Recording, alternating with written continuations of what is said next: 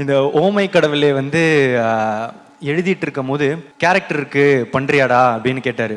இல்லை நான் நடிச்சா ஹீரோ தான் அப்படின்னு சொன்னேன். காதல் படத்தில் வரும்ல இந்த வில்லன் ரோலு, அமெரிக்கன் மாப்பிள்ளை, இதெல்லாம் ஓகேவா அப்படின்னு கேட்கும்போது இல்லை நான் நடித்தா ஹீரோ தான், அந்த மாதிரி ஒரு குருட்டு நம்பிக்கையில் அப்போ நடித்தா ஹீரோ தான் அப்படின்னு சொன்னேன். அதுக்கப்புறம் வந்து கோமாளி நடந்துச்சு. அதுக்கப்புறம் லவ் டுடே எடுத்து முடிச்சுட்டு காமிச்ச போது அவருக்கு பிடிச்சிருந்துச்சு.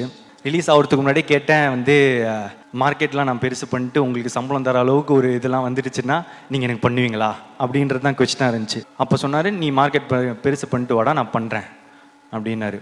அப்புறம் நான் என்ன நினச்சேன், ஒரு கொஞ்சம் வருஷத்தில் கொஞ்சம் படத்தில் இது நடக்கும், அப்போது அஸ்வத்தோட நம்ம ஒரு படம் பண்ணுவோன்னு. ஆனால் அது ஒரே படத்தில் நடக்க வச்சது நீங்கள் தான்.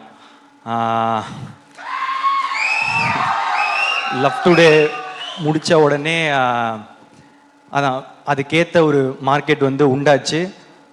அப்போது எனக்கு சொன்ன மாதிரியே அவரே கால் பண்ணிட்டாரு. கால் பண்ணி என்னடா படம் பண்ணலாமா அப்படின்னு வந்து கேட்டார்.